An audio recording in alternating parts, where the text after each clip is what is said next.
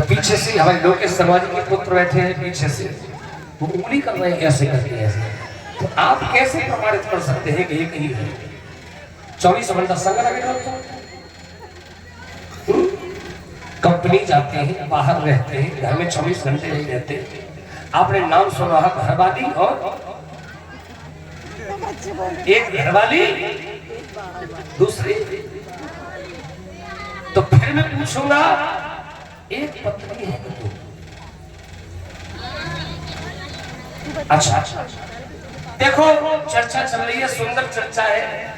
अब मैं ये प्रश्न करूंगा कि आपके बराबर में जो बैठी है ये पत्नी है कि धर्म पत्नी है?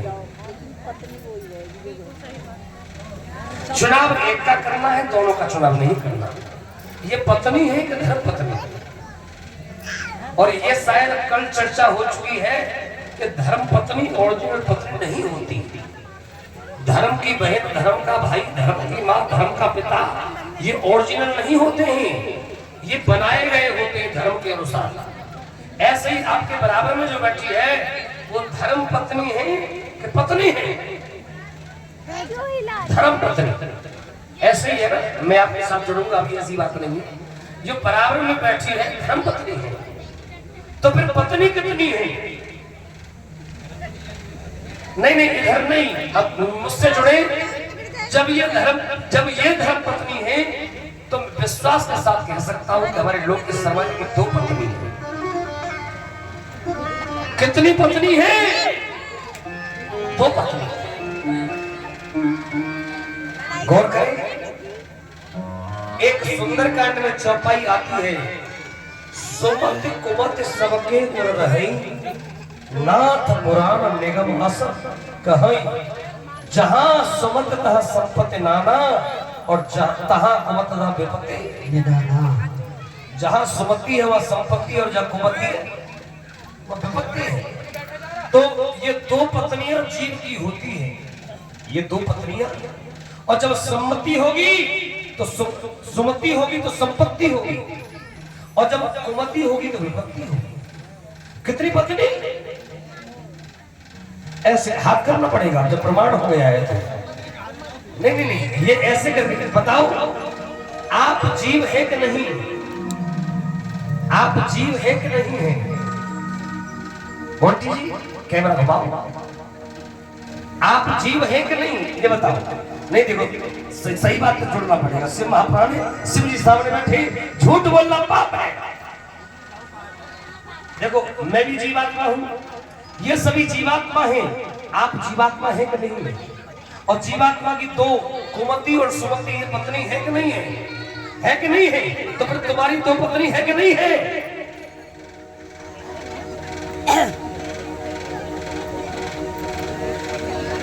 हमारा एक कैमरा भी देख रहा है, ये 100 के बच्चों के माध्यम से फटाफट। ये 2 पत्नियां सुमति और कुमति हर जीवात्मा की पत्नियां हैं, हर जीवात्मा की पत्नी 2 है, सुमति और कुमति। हर चंद्रमा की 27 पत्नियां थी, और 27 पत्नियों में एक पत्नी रोहिणी थी जो बहुत सुंदर थी, विशेष सुंदर। ये चंद्रमा को सुंदर पत्नी से ही प्रेम करता था, बाद बाकी किसी के घर न चाय पीने जाता था न नाश्ता करने जाता था। सब पत्नियों ने जब मायके गई रक्षाबंधन तीजन पे, सब पत्नी शिकायत करी अपने पिता से, दक्ष से, जीजी के जोड़े पर रहे, मैं नाश्ता करें, आलू के परामठे, दाल के परामठे, गोभी के परामठे, तोरई के परामठे, मैं खावे, हमारे यहाँ नहीं आवे।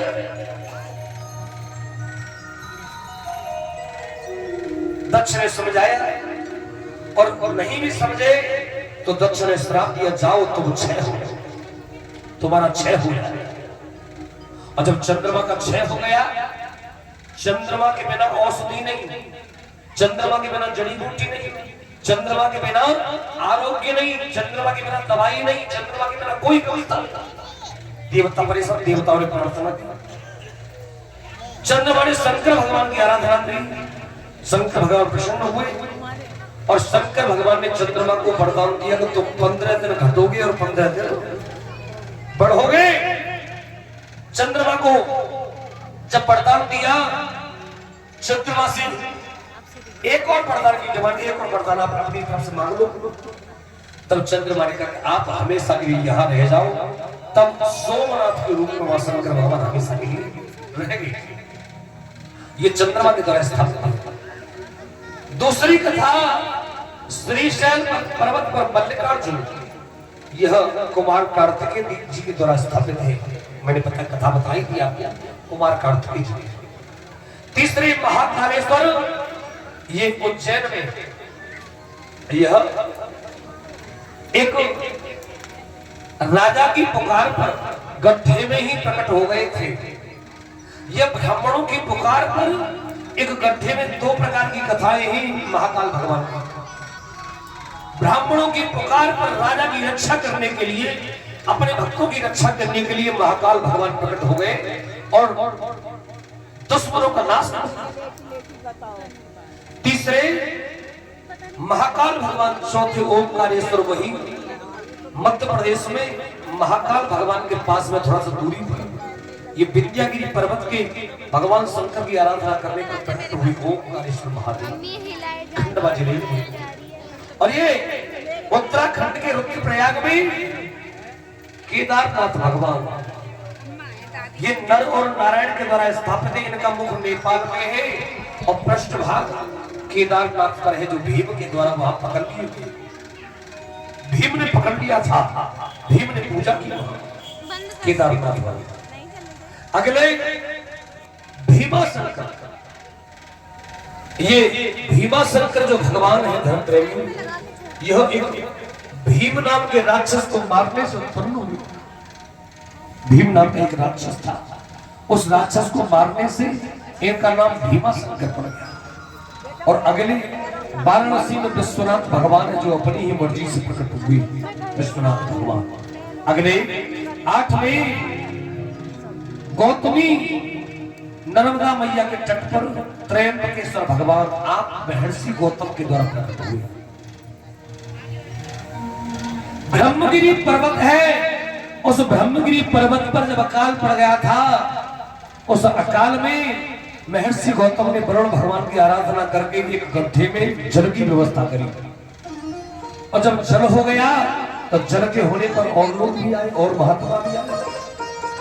और महात्मा की स्त्रियों ने जल भरना चाहा। गौतम ने अपने शिष्यों को भेजा, शिष्यों को फटकारा। अहिल्या पहुंची, अहिल्या जल लेके आई वहां। अहिल्या ने समस्त स्त्रियों कुछ कहा होगा, अब स्त्रियों में कहा सुनी न हो, चलता रहता है।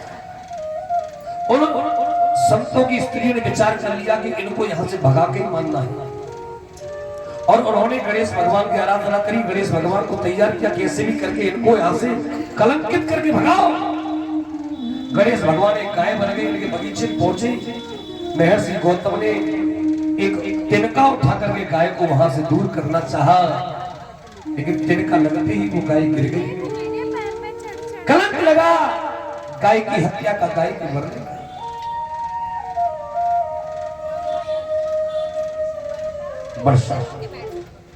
वर्षा और यस, ये 500 रुपए हमारी कथा में दे रहे हैं। इनके लिए जोरदार ताली बजाते हैं, जोरदार ताली बजाओ बच्चों के लिए। ये बच्चे लोग लग रहे हैं धीरे धीरे पढ़ा रहे हैं, धीरे धीरे बढ़ रहा है।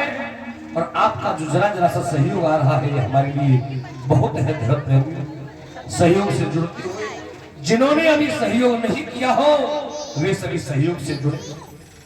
और धर्म प्रेमियों, आज ये कथा विश्राम को प्राप्त होने जा रही है।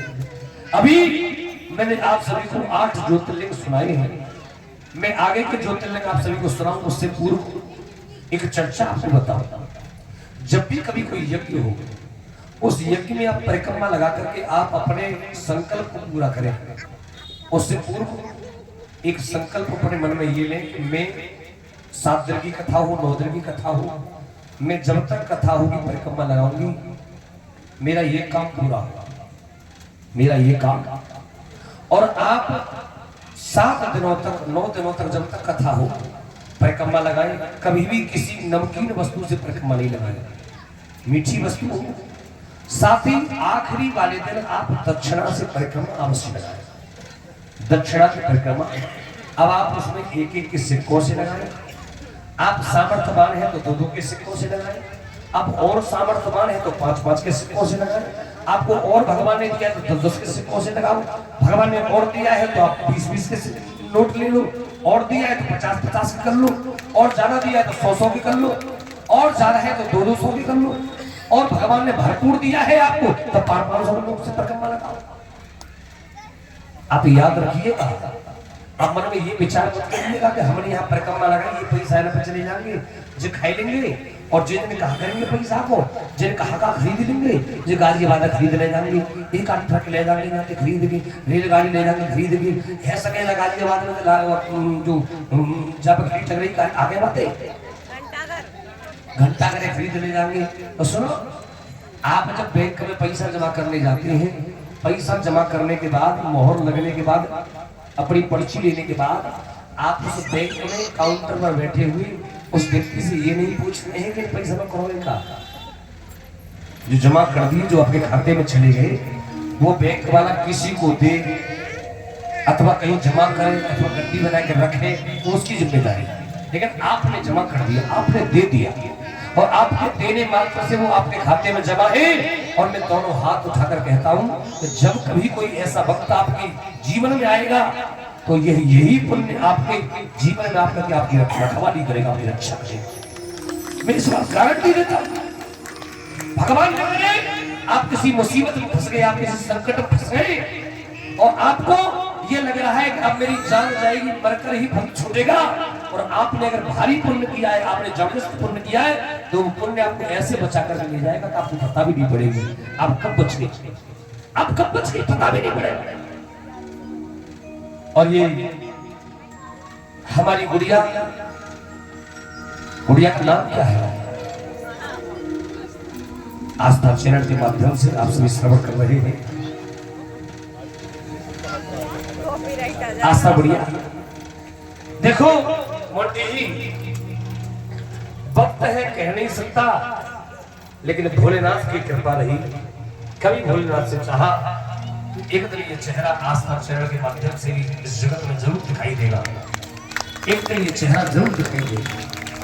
लेकिन ये नहीं कह सकता पता नहीं कब वो दिन कब आएगा, मुझे नहीं पता, कब भगवान कृपा करेगा मुझे नहीं पता। लेकिन अगर ये भोला पापियों पर भी कृपा करता है तो हो सकता है शायद मैं भी पापी हुई, भोला मुझ पर भी कृपा करेगा और मुझे भी निकाल करके बाहर लेकर के आएगा, मेरे ऊपर भी। ये आस्था गुड़िया के माध्यम से हमारी कथा में 4 संख्याओं में एक-एक की सिद्धि, एक-एक यानी कि 1111 1111 ये दक्षिणा हमारी आस्था गुड़िया कथा में दान के रूप में सहयोग के रूप में जोड़दार थाली गुड़िया ये गुड़िया हमारे मुख्य यजमान श्री लोकेश शर्मा जी की सुपुत्री छोटी बात बहुत।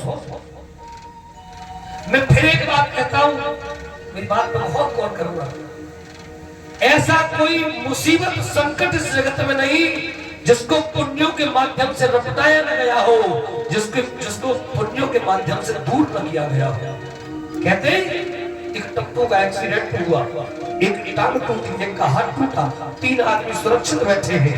क्या कहा जाता भैया पता नहीं कौन सा पुण्य आड़े आ गया और हम बचे, कौन सा पुण्य आड़े आया हम बचे, कोई पता नहीं। ये नियम, ये क्रम अपनाए और जब परिक्रमा पूरी हो जाए, जब परिक्रमा पूरी हो जाए, अपना पल्लू लेकर के मंच के सामने रख दे, बाबा हमने बड़े प्रेम से 7 दिनों में तुम्हारी परिक्रमा लगाई है, बाबा हमसे जो था जैसा था हमने आपके समर्पण किया है, बाबा इस दुनिया में भाव से बड़ा कुछ नहीं होता, कोई हमसे गलती हुई हो, कोई अपराध क्षमा करना, बाबा अगर हमारी श्रद्धा हमारा प्रेम हमारी परिक्रमा में रहा हो तो हमें हमारी परिक्रमा को फल अवश्य देना, और भगवान की कृपा जरूर होगी, भगवान की कृपा जरूर होगी।